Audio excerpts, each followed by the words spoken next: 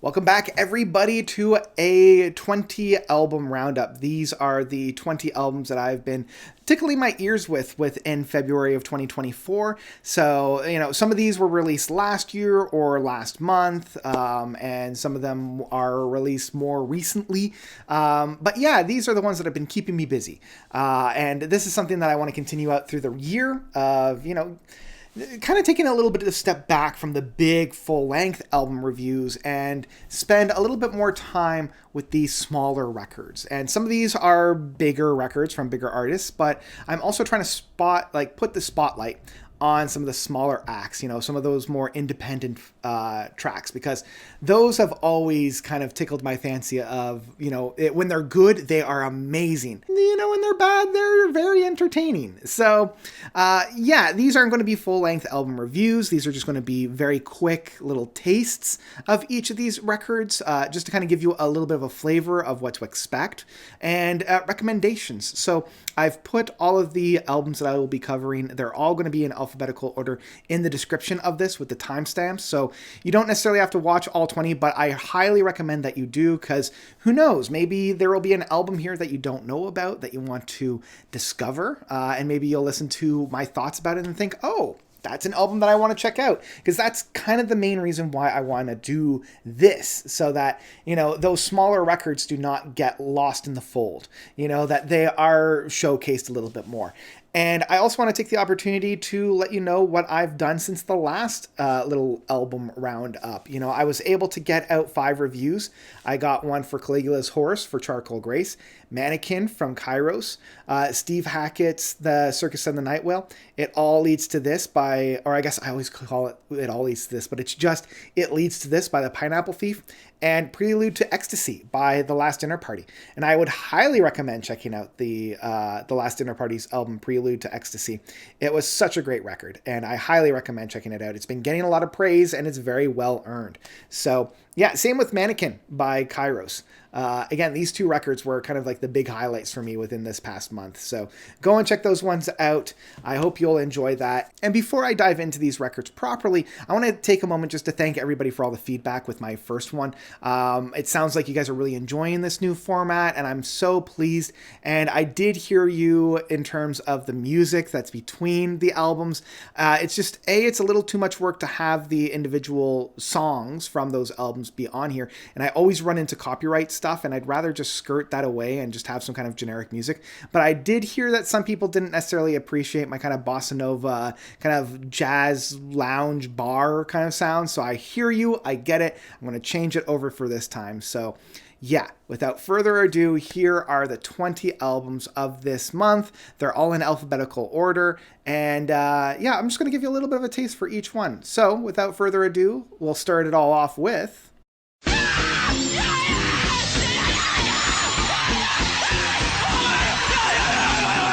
Okay, I'm so sorry. That used to be a little trick that, my buddies and I used to play in high school. The last track from Alapalooza from Weird Al. That's how he ended off the album, so...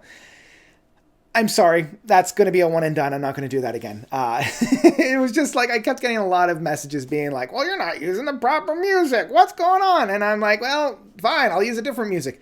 Don't worry, I'm going to use proper music. So let's start that again.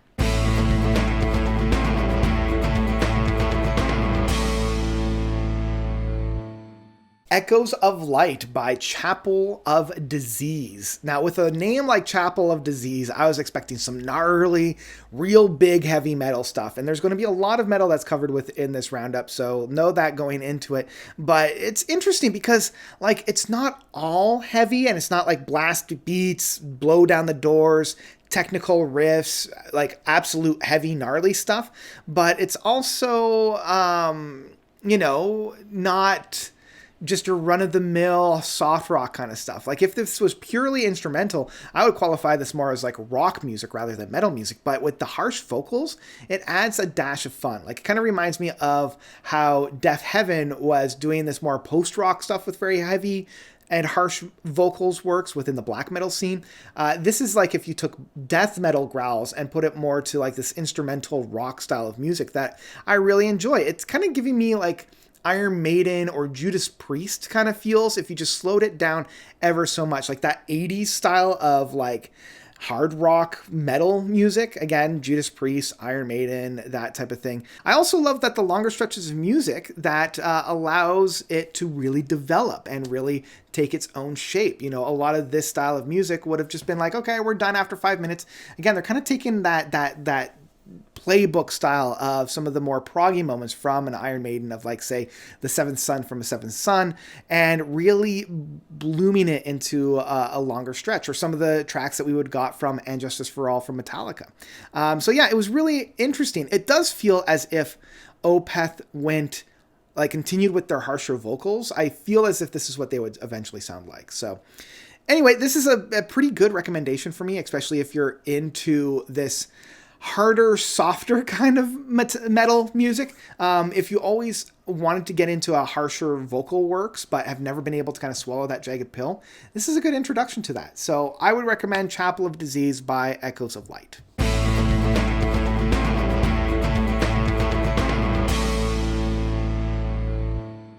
She Reaches Out to She Reaches Out to She by Chelsea Wolfe. This one was one that I had on my radar, and I was very excited to have it finally drop. I've been a pretty big fan of Chelsea Wolfe. Back in 2021, I think she partnered up to create Blood Moon 1, I think is what it was called, and I fell in love with that record. I really love the rich textures of this black metal, this really dark dirge, but paired with her heavenly vocal works, it proves that she's like this horror, like ambient soundscapers in this metal work of music. And I love this combination of the harsher expressions within a melodramatic presentation. You know, it's this neon bright light in a velvet black surrounding. It's got that counterintuitive oomph that I absolutely love.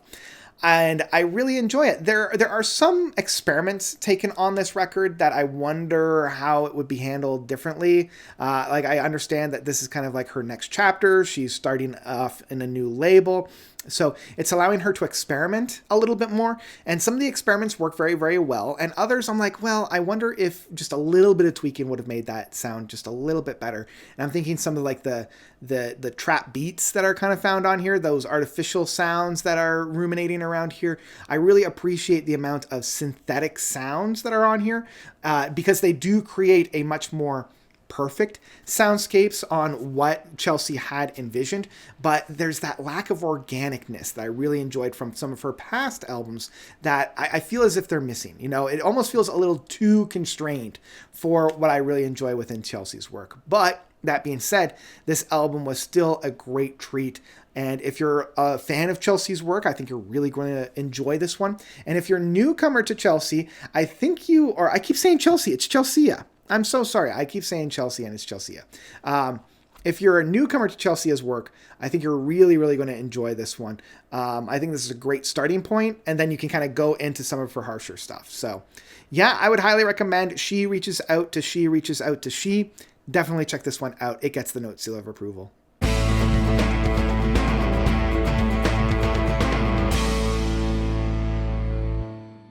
Celebratory Beheading by Contaminated, another gnarly metal record making your way. This one is just that straight up nasty metal that I love. You know, that guttural, getting into the mud, getting yourself dirty kind of a metal. You know, that's the kind of ones that you're just like, yeah, now we're talking. And it is some of the most gnarly death metal that I've heard in quite a long time. It's brutal, it's unrelenting, and it sounds as if it sounds as if everything is compressed. You know, it feels like this is like right out of that really garage metal stuff that you would only find on cassette tapes. And I kind of love that. It's so raw. It's so like real in that sense. Like, it just feels as if these guys literally just pushed record while they were jamming out in a like garage. So if you're a fan of this more raw, there's no dynamic in the sound, but you know, you might enjoy that. But that raw, insane kind of metal, then you're definitely in for a treat for this one. But if you're not, then you proceed with caution. You know, I feel like if you would know whether or not this is up your alley, there are times when I'm just like, I need that gnarl. I need that oomph. And this itches that scratch very, very well. But if you catch me on the wrong day, I'm just going to be like, no, thank you. Do not want to listen to this. This is a little bit of a proceed with caution. Know what you're getting into. And if you want that just gnarl, you're going to enjoy this one. So that was Contaminated and their latest album, Celebratory Beheading.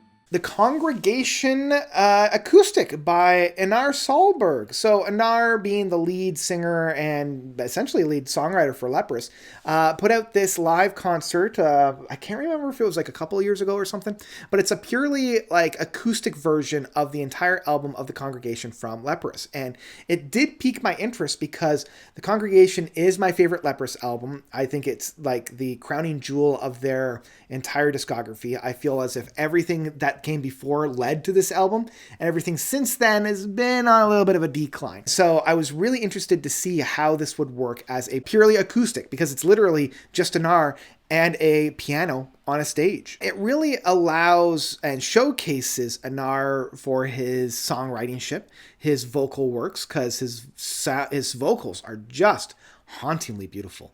And that really is the star performer as it's supposed to be.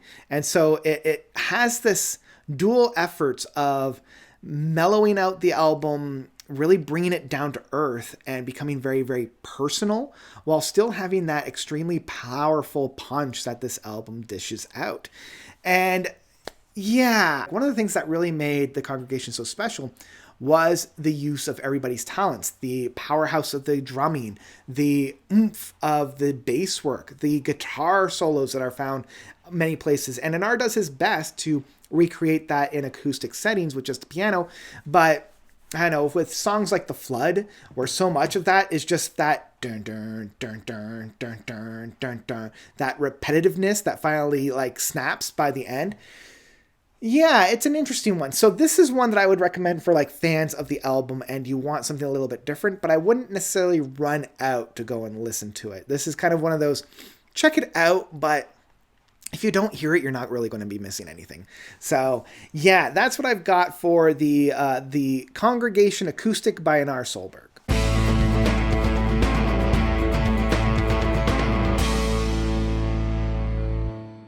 The Everything Under Your Feet by Fool of Stars. This is some really good synthwave, dream pop kind of feels. You know, there's a lot of moments on this track, on this album, that really does feel like a very warm hug for me. And I'm not a big fan of the whole synthwave stuff, but I've been getting a little bit more into it. And I feel as if this one is a really good distillation of this whole dream pop synthwave forum that I've had. Like I'm thinking of bands like Always that came out of Toronto that was making a lot of really good stuff back, 2 or 3 years ago. I love that it's very present, pleasant, and dreamy in all the same ways. Like it feels very much like daydreaming in a very vast meadow in that case. I particularly love the song 7, as it's a little bit more proggy, it has a little bit more nooks and crannies in it. I love the build-ups of this track. I love the payoffs that are found within it. And it has one of the most satisfying endings that I've heard of any tracks this year. Same with the longer title track, the penultimate track on here. I just wish that there was a little bit more of a destination to this longer track, because I think it's like almost into the 10-minute mark. With this kind of a dream prog type of an album, I applaud them and I can't wait to hear more. So I would really check this one out if you want something a little bit more light, a little bit more fluffy, a little bit more dreamy, and a little bit more pleasant. Because if you're like me and you listen to a lot of really harsh metal, you want something that's kind of a counterculture to that. And this is exactly it, without being too artificial, without being too much of an industry bleh. This one is an extremely pleasant listen that feels very authentic. So I would 100% check out Fool of Stars and their new album, Everything Under Your Feet.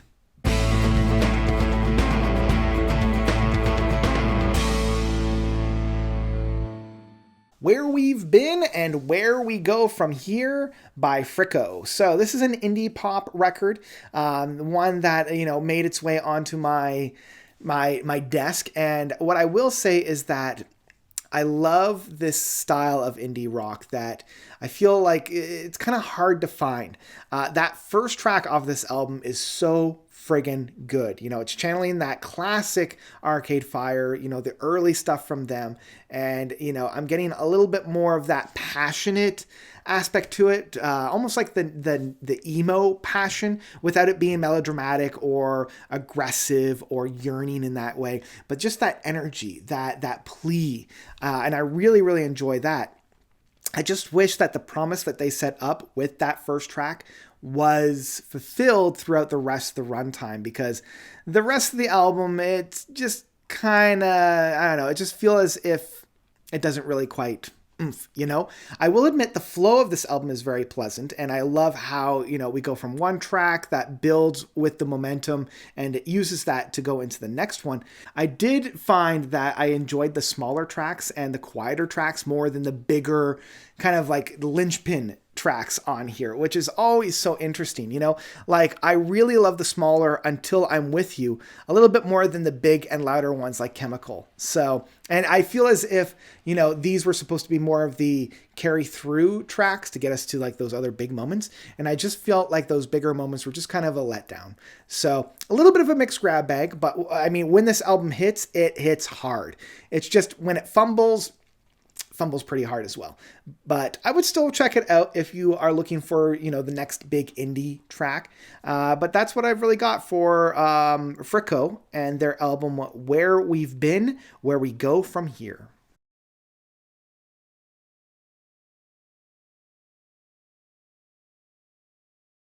Verses in Oath by Hulder, and I believe that's how you pronounce these guys. This is a really great metal album. I really been getting into a lot of metal stuff this year, and some great black metal as well that I really love, with some gnarly riffs and some really deep atmosphere.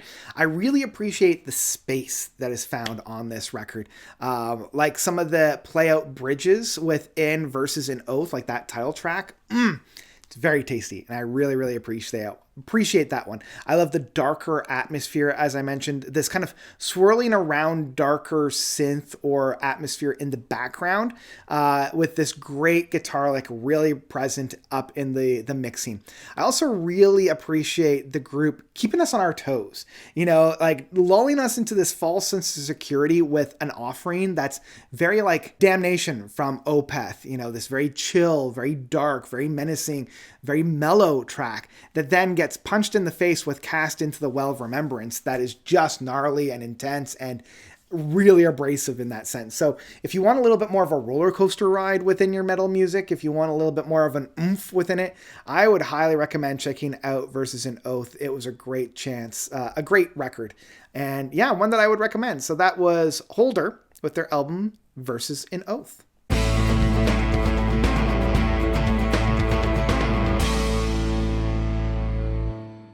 TANGK by Idols. So this was one that, I just kind of came across my earwaves. I saw a lot of my contemporaries chatting about it. And, this is kind of like that experimental garage rock, the psychedelic rock that I really like to keep my finger on the pulse for. And it was an interesting one. This had, experiments flying left, right, and center. And sometimes it worked and sometimes it didn't. Not everything works for me on this album, but here's the thing that I love about these kinds of albums. When it works so friggin' well. And there are moments on this album that I'm like, I love what they're doing in this particular moment. But, you kind of have to shift through a lot of experiments that don't necessarily work. So, if you're kind of like a fan of the more harder hitting Radiohead stuff, because I do feel, once again, when we're playing with experimental rock like this, you're going to have comparisons of Radiohead.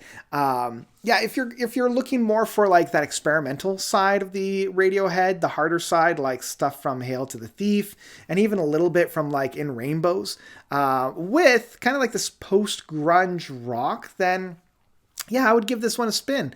I do wish that this was a little bit shorter, though. I do wish that it was a little bit more concise, just because of how much there's on this record and how much experimenting they're doing. I almost wish that they just picked a lane and really, blew that out and really had some fun with it, rather than trying so many different things on it. It does feel a little bit more scattered shot in that sense. But yeah, if you're a fan of the experimental punk rock and electronic rock, then I would give this one a spin. So yeah, that's TANGK by Idols.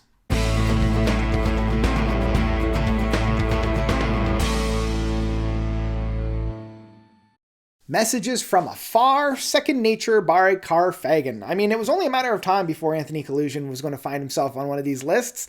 Anthony Collusion, the amazing Ukrainian artist, multi-instrumentalist. He's done everything, he's nonstop, We're already 2-3 months into the year and he's only put out 2 records. Like, come on, man.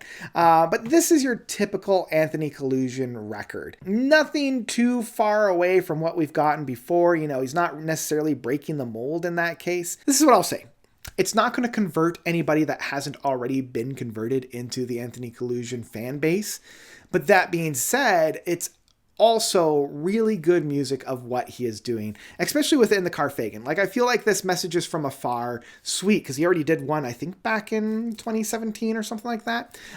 It was very good as well, and this kind of just continues that going forward. So yeah, I wouldn't necessarily put this kind of like on that same level that I had with some of his other ones like Dragon Island or Birds of Passage, but it does have this really fun, very optimistic and pleasant sounding symphonic retro prog. I would give this one a spin if you're craving more of the Anthony Collusion sound without him going too far into experimental sides. So yeah, give this one a try. This is Messages from Afar, Second Nature by Karfagan.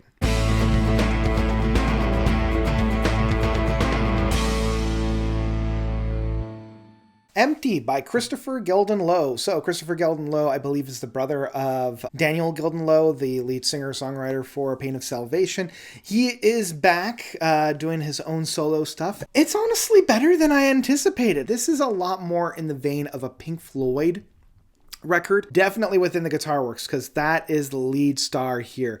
It's not necessarily the vocals, because Kristoffer does a great job here, but it's really within the guitar works. It's very David Gilmour. Like, if you close your eyes and you told me, oh yeah, this is the next album from David Gilmour, I'd have been like, yeah, man.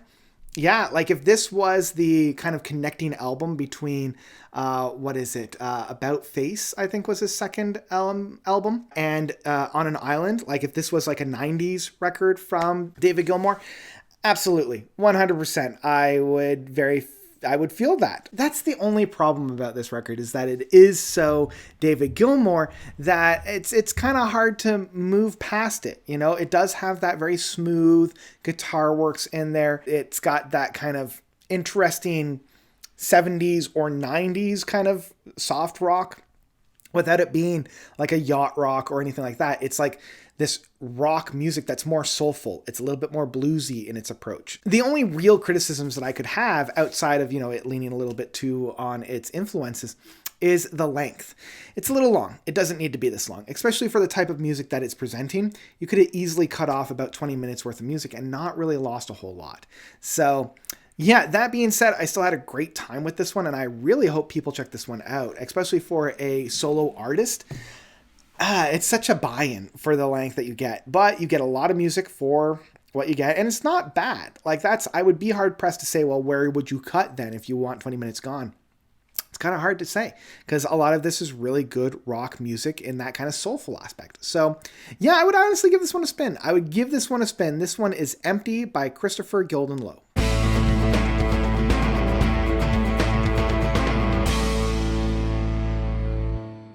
Let's Start Here by Lil Yachty. I know this one's an odd one. This one kind of comes out of left field. The main reason why I took a look at this one is Crash Thompson recommended this one on his top 2023 records, and the line that he used was that Lil Yachty put out a better Pink Floyd record than Roger Waters did.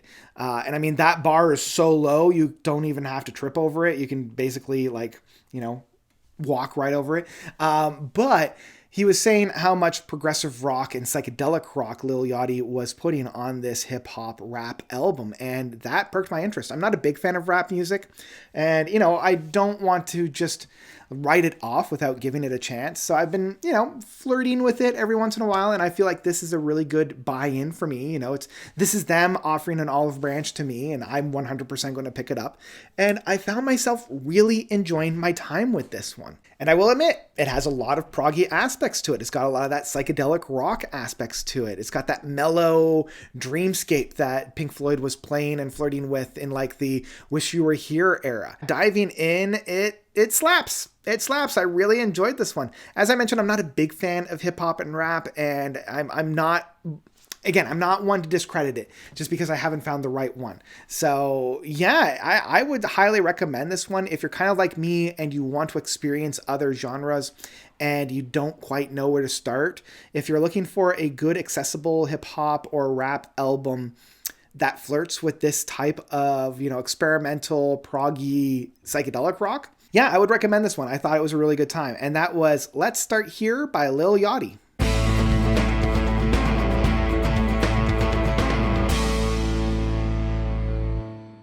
Mycelium by MANTICORA. So MANTICORA, metal record. Again, I've got a lot of metal stuff on this one. And yeah, this is some really good power metal. They are kind of channeling the energies and the flows of a lot of the new metal stuff. I'm definitely hearing vocal homages to System of a Down, and some of the guitar licks are very much of that. But I think for more proggy fans, if you condensed some of the Symphony X epics, like I'm thinking of like the Odyssey or Upon the Divine Wings of Tragedy, and instead of it being the 20-minute epic, you shorten it down to about 5 minutes. It's kind of what you're getting on this. I love this kind of symphonic power metal. I always love this kind of presentation because of the energy, the flow, the power, and the punch. I really get a lot out of this one. But if you're also not really into that, this one could be a little bit of a drag and it could be a little bit of a bore, especially with how much of a new metal feeling there is on this one. So yeah, I would check this one out. I would honestly give this one a spin because at the end of the day, it's just really fun power metal. So yeah, that's what I've got from MANTICORA with their album Mycelium.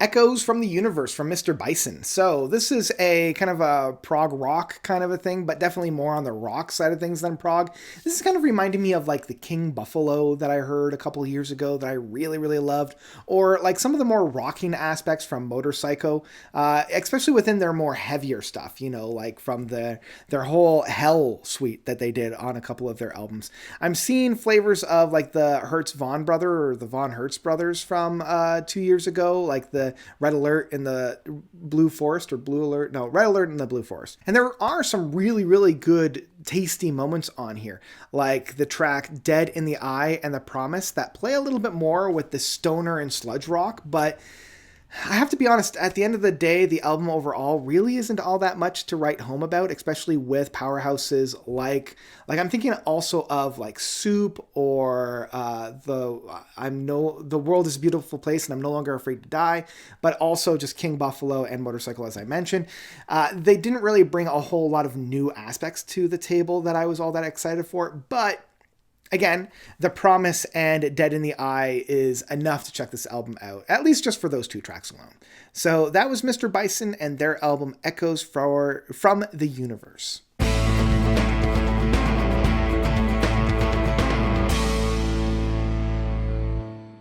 The Shoe Factory from Oliver Patrice Weder, and I believe that's how you pronounce his last name. This is like an ambient kind of jazz album that I really, really appreciate and really like. And I really love this kind of like very subtle, very ambient, very, pastel kind of flavors within this style of rock and I guess the style of music. Like I'm getting flavors of Floating Points or the Portico Quartet. This is the kind of music that I would always look for when I'm doing like, I don't know, staring off into the clouds or just need something to chill out with.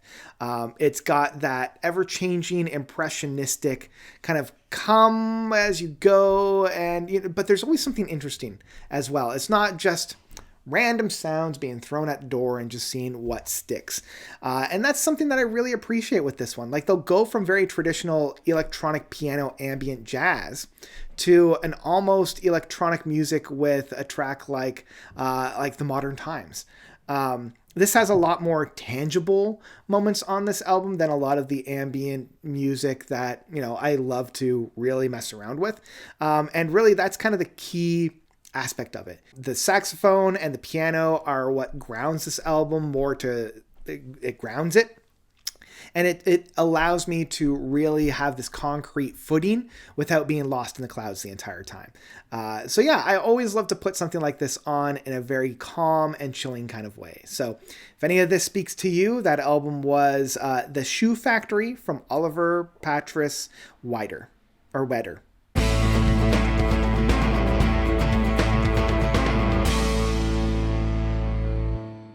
Terrapath by Plantoid. So this is one of those albums that I had a particular idea of what this was going to sound like, and then sitting down and listening to it, complete 180 than what I thought. With a band known as Plantoid and their album of Terrapath, I was expecting either like ridiculous jazz infusion, crossover rock in opposition, or I was expecting some gnarly death metal, like some really harsh, really like stank-faced, intense stuff. And at the end of the day, what I got was some psychedelic rock that was really, really tasty. This had more of that psychedelic rock that like King Giz really likes to play with, and a little bit more of a dreamscapey environment to really pad this album off with. They do have, moments of impressionistic jazz kind of sprinkled in to keep things moving and keeping things interesting. And it was such a delight. Like once I got into this album, man, I really appreciated it. It was always changing, always shifting, but never becoming too overbearing or too insane.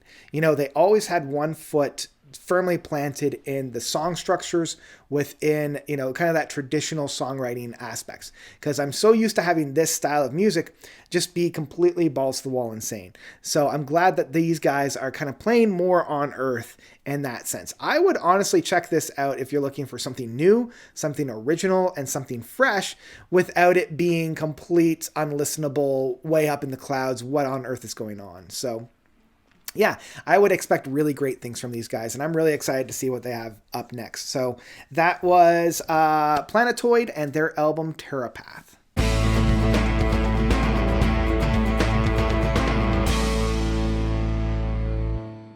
Eternal Life by Sarita Idalia. And I really hope I got that one right.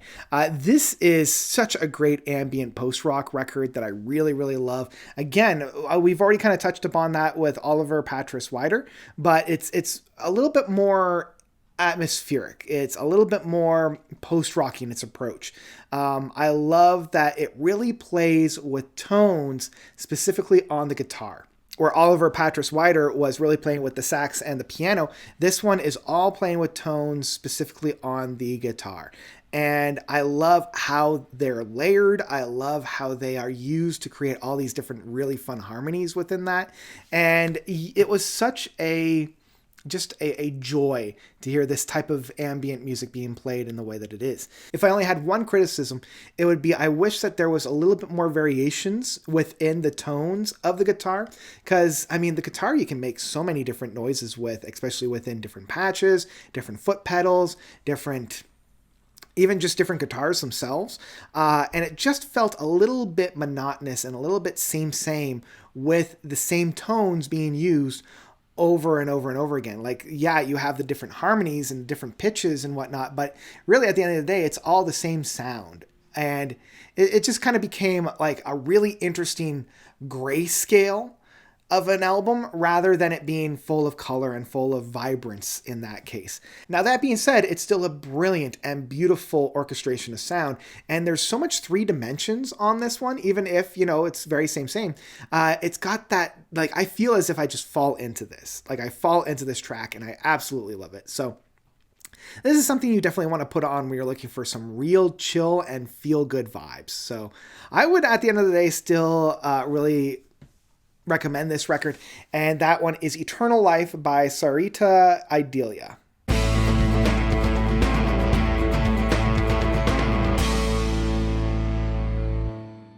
Okay, I'm going to try this one. Traverses the Bealach Bealach. Traverses in Bealach, I think is how you pronounce the album title, by Sgàile. I think is again how you pronounce it. Sgàile, I think is how you pronounce it. Sgàile. Yeah, a great progressive metal record that I really had a good time with. It absolutely slaps. This one absolutely slaps. It definitely leans a little bit more on the atmospheric metal. And I kept having to remind myself, like, this is basically just one guy. It's basically just one guy and he's orchestrating everything. And yeah, like it does get a little bit more heavy at times and it, but it never really becomes aggressive or brutal in that sense. It always kind of stays on the safer side within the metal outfit in that case. I do enjoy the longer stretches of music. It never gets boring. And, there's always something that leads to something very satisfying. Like it never feels as if they're just building up to lead to a brick wall. It always builds to something very interesting and something that I really like. It's been a real highlight this year for the progressive metal landscape, and especially within this first quarter, that I've come back to a number of times. So yeah, if you're looking for more of like a symphonic or even a cinematic type of metal music, I would give this one a spin. So yeah, this one gets a really big note seal of approval and I would highly check it out. So that is Sgàile. Again, I hope I pronounced that. With Traverses the Bealach. Bealach. I swear, they're just making up names now.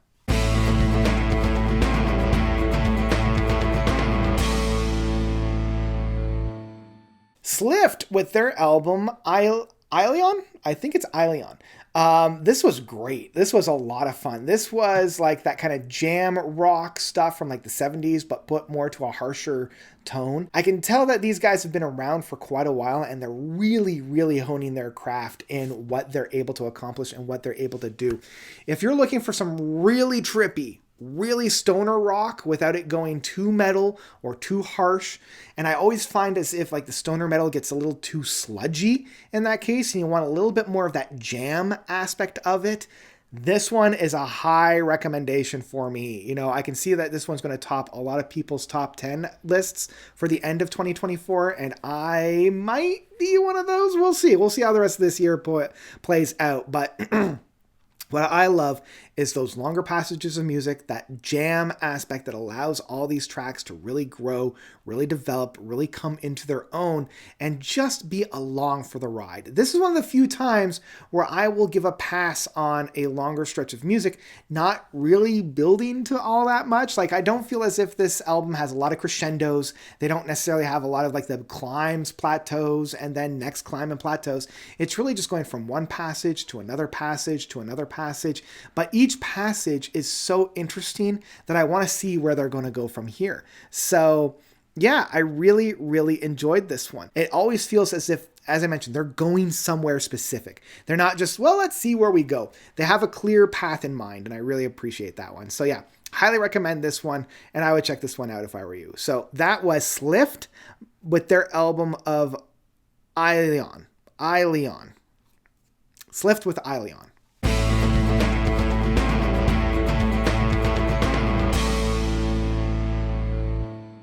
Principles of Mechanical Violence by Soulmass. So, Soulmass is a great metal band. They got a lot of their influences actually from video games, and I know that they did a couple concept albums, I think, about the Souls games, like the Demon Souls and the Dead Souls and all those Ubisoft games that I've never been a big fan of, but I appreciate what they're doing for the gaming community, and that's great. What really caught my attention and kind of what got me onto their train was their album, what was Selling Rubicon by the Pound. I thought it was kind of an homage to Selling England by the Pound. I was a little let down. There really isn't any kind of, comparison between the two. This one is, I believe, after doing a little bit of research, this one pays tributes to the Mobile Suit Gundam franchise, which I must feign ignorance on. I know about Gundam, but I've never really watched or got into that. But I can tell it has some huge fighting robots in it. And that sounds cool. And in terms of music, I can see that. I can see these massive Goliath of these, Jaegers just going at it and just beating the living snot out of one another within this great, gnarly metal music. I love the shredding. I love the tasty riffs that are found on this one in the guitar works. This can sit toe-to-toe with a lot of that really gnarly, really heavy-hitting, like Melt Your Face, like the Faceless, or Rings of Saturn type of like really aggressive technical metal music. This one can stand toe-to-toe easily with all those. So yeah, if you're a fan of any of those bands, and if anything that I said intrigues you, I would highly recommend checking this one out. I had a great time with it, and maybe you will too. And that was Principality of Mechanical Violence by Soulmass.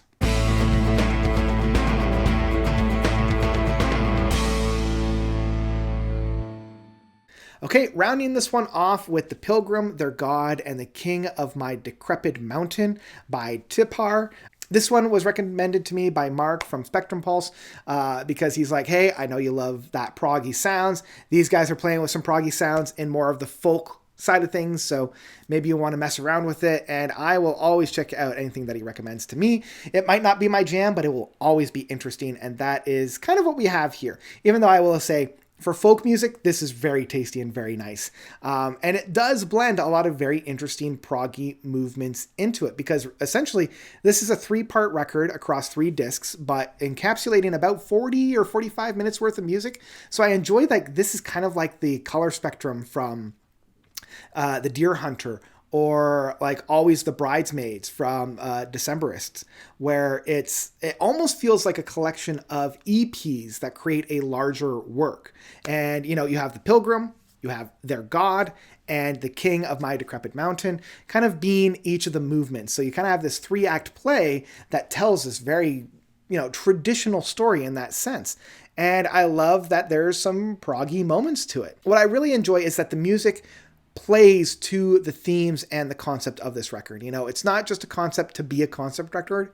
The music is there to enhance and fulfill whatever it is that the concept is doing. And I really enjoy that. I love the tale. I love the story. This is one that I would check out if you're kind of like a fan of more of this whimsical kind of folky sounds that have a little bit more of a proggy flair to it. So yeah, I would check this one out. This is The Pilgrim, Their God, and the King of My Decrepit Mountain by Tipar. And that is the end of this round of albums. That is the 20 albums for this go around. Let me know which ones you like the most. Which ones have you checked out? Which ones did you love? Which ones did you hate? Which albums should I include in my next roundup? Please let me know all about that by commenting down below. A little bit of updates for you guys. My 2 podcasts, The IP Address and The Metalhead, unfortunately, both are going on hiatus. Probably both of them are going in hiatus indefinitely. On the one hand, it's always hard to let these things go. It's always hard to say goodbye. But on the other hand, it's also kind of exciting because now I have a little bit more time to pursue some other projects that hopefully you'll be able to see very soon. So we just uploaded the last episode of The Metalhead, and I would recommend checking that one out. Grace Hayhurst and we had a blast. We really did. And it was just scheduling stuff that came up. You know, her and I are still the best friends. We have a lot of fun. She'll hopefully be on my channel every once in a while to, you know, gush about music, because I had so much fun talking with her that I don't want to let that go. And the IP Address, once again, just scheduling, lives, things got in the way. So yeah, both of those I've sunsetted, and it will give me a chance to properly sunset Quid Pro Quo, which was the first podcast that I did for this little channel of mine that wasn't like related to work that I was actually doing. And yeah, this will give me a chance to follow through with some of those boilerplate ideas that I've had. So that's what I've got in terms of updates. That's what I've got in terms of everything for today. I hope you guys are doing well. I hope you guys are doing great. And I will see you in the next video. So until then, thank you all so much for watching. As always, you guys are definitely the best.